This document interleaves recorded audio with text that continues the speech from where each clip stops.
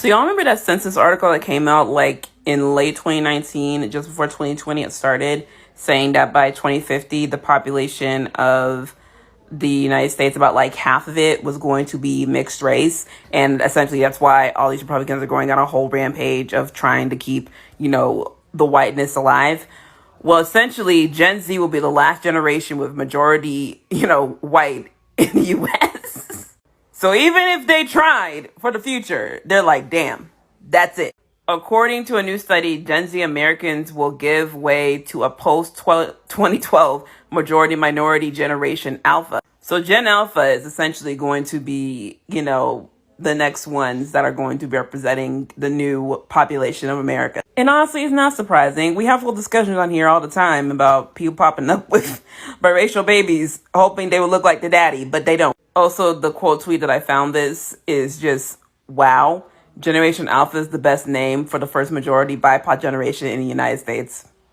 We love to see it. And I know the Republicans are fuming, so I don't know if I should be laughing at that or I should be very, very scared because they are just running around. Grand rising kings and queens from Africa and across the ocean, welcome back to my YouTube space where we speak truth to power unapologetically, boldly, and with purpose. And today, I'm going deep. I'm going to talk about something that got the white world shaking, something they have been fearing for generations, but now they can't stop it.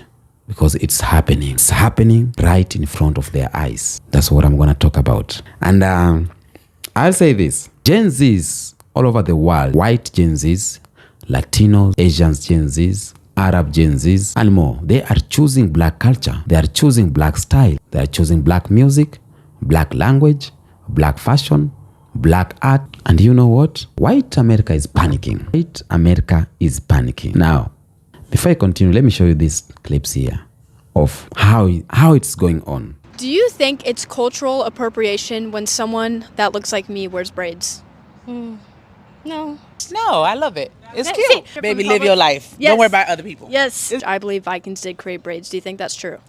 Probably so. Believe so. You look beautiful. They just jealous because how you look. Oh, I think I love you. But you wear whatever you want to wear. From sus to Riz, parents of Gen Alpha kids try to keep up with slang. So we're just gonna keep on acting like Gen Alpha or Gen Z slang isn't African American English. Bet, goat, sus, cap, and other words in that article can all be traced back to Black English, which has been around for a long, long while.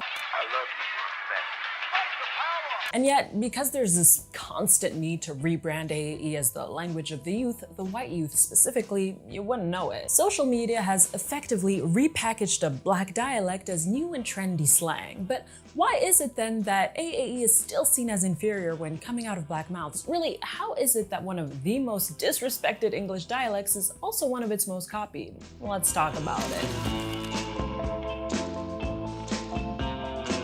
With the rise of social media, new words are constantly being added to internet culture, and very fast. The online world moves 10, 20, 30 times faster, and subsequently, it's always on the prowl for new any and everything. And because American pop culture, dare I say pop culture globally, has always been driven by black fashion, music, and behaviors, it's not surprising really that that would extend to language as well. Really, black expressions have been co-opted by mainstream American culture for decades. I know they don't mean any harm, but they don't realize how ignorant it is when trying to have that black voice that some whites try to do that really don't do well. Like why you jive turkey? I just came across this article in the New York Times, and this girl right here deserves way more recognition. It's not just a TikTok dance, especially because there's a deep history of popular culture taking from and erasing the contributions of ethnic minorities.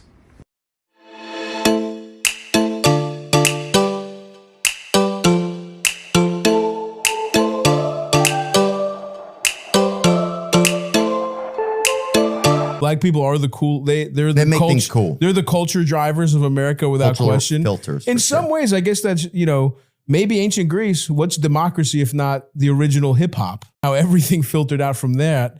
Kind of the same way. Love it when you call me Big Son. The same way music's been taking from black people forever. Everyone's kind of been taking our shit between philosophy and speaking speaking of the music industry, I feel like black people have contributed so much to just like pop culture altogether. Oh, for sure. You know what I mean? Like Black people have contributed, like we are honestly trendsetters, like down to like our nails, like super long nails, our hoop earrings, like our braids, like high heels. like music. Did you guys know that country music actually comes from rhythm and blues? I did not know that. Like we really have set the trend for anything pop culture and what we have contributed. So what are some things that you guys do, like that you feel like you've like maybe set a trend or that you have like gotten from like the Black culture, like that you do every day? I want to know. I wouldn't say I have a combination of a trendsetter. Yeah. Y'all can't lie. Gen Z really got y'all in a chokehold. Y'all didn't have apartments when y'all was 20, 21, or 18. And who the fuck said Gen Z was lazy? Bitch, I had a job since I was 16. In this generation, y'all didn't have your own car at 18. It wasn't paying no car notes, nigga. It wasn't paying no rent. I was still living at y'all mama's house. I ain't gonna lie. We doing our big one. Like, Gen Z is definitely taking over.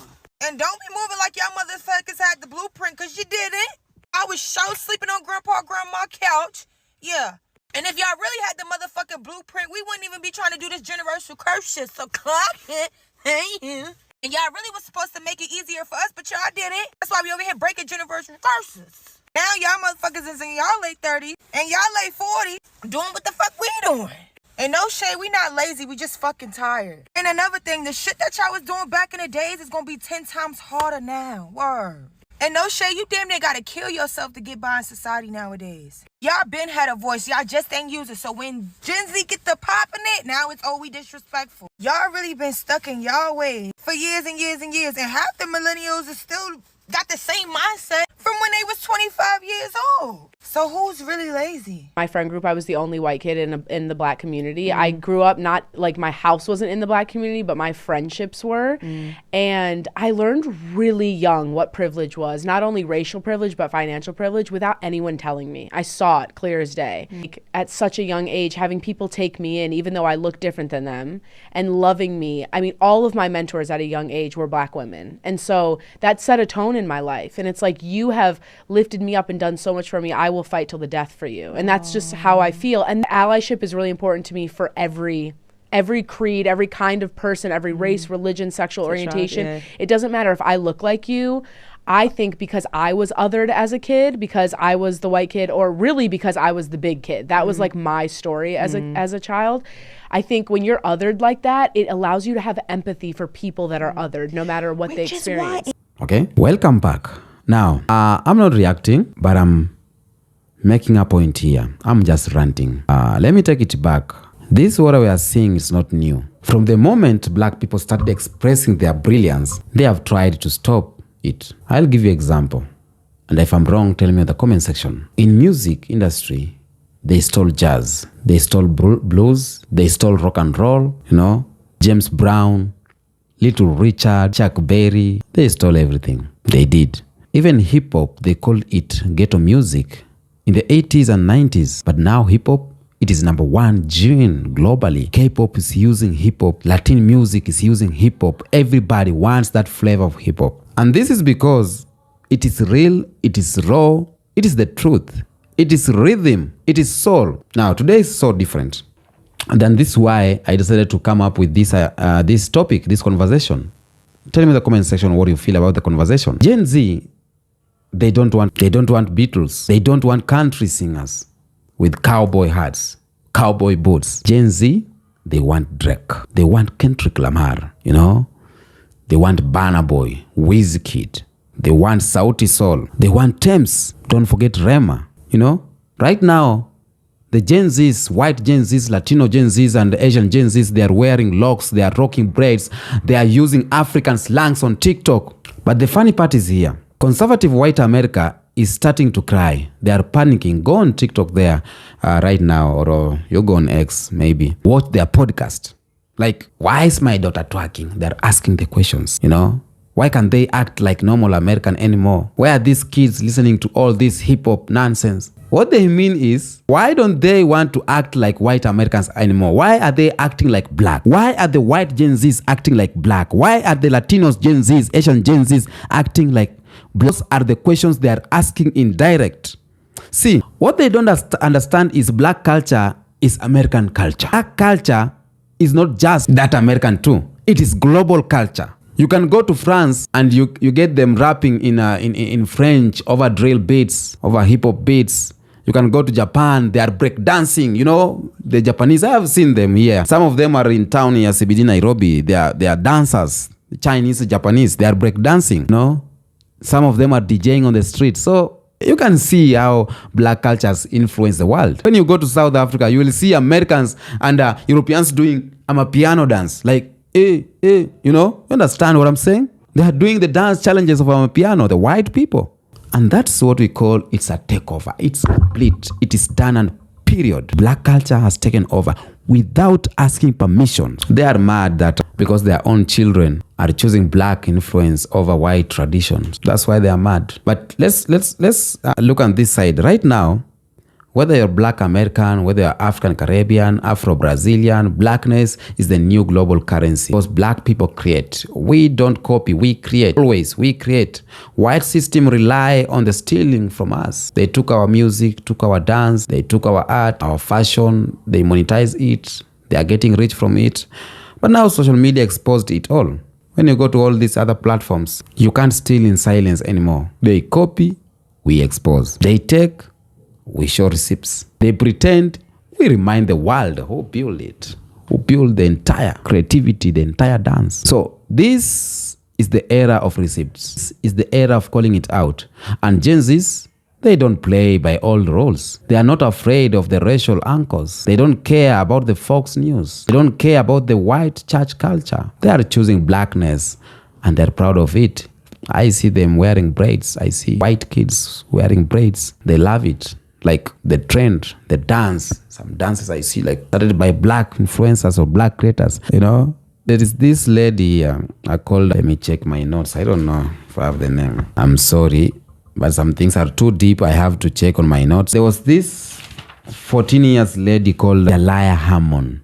She was a black teen who created the iconic Renegade. Is it Renegade or Renegade dance on TikTok? You know, but he wasn't credited. She wasn't credited until it exploded, you know, and that was an example of culture erasure that sparked wide online outrage. We have influencers like Wisdom Kai, a Nigerian American, blending high fashion black style and global aesthetics on TikTok, showing black culture is global trending. Taylor Cassidy's first Black History series on TikTok. Gen Z using old tech formats like TikTok to amplify Black history and identify, demonstrating culture as educational and empowerment. You see? So I will say this. Black culture is taking over. It is taking over. But here is where I'm going to challenge ourselves. As we rise, they will try to remix our culture, erase our culture, dilute our culture, sell it back to us and act like they invented it. So that's why I ask this. We have to own our stuff. We have to own our dances, own our music, own our language. They have already tried to make braids, boho braids. I don't know what boho means, but when I was reading, I was going through my research, I got that name, boho braids. They have tried to rename locks as dreadlocks to make it sound ugly. I mean, maybe. They tried to take our dances and put white influencers in front. But we gotta keep with love, like keep with power. Because right now, the whole world is paying attention to blackness. Blackness, it's something else. Africa is rising. Diaspora is uniting. African Americans are waking up. Caribbeans are linking with Africans. You know, even black Brits are connecting with Africans and Caribbeans roots stronger than before. So it's a wave and it's not stopping anytime soon. People like Pan-Africans here, we are doing all we can do to make it not to stop anytime soon. So to my kings and queens, understand this moment, what we are witnessing right now is not accidental. White America is not just panicking because we are taking over their country. They are panicking because their children are waking up to the truth. The black is beautiful, black is powerful, black is genius, and black is original culture. They are waking up. And there's a video I played of white teens saying why they love black people. The teens are changing. The Gen Zs are changing. So the truth is louder than their lies. And we need to keep creating. We need to keep supporting each other. We need to call out when they steal. Never water yourself down for their comfort. This is our time. And as always, I'm here to speak the truth with you. So Grand Rising family, I think I will see you in the next one. This video was a good one to me.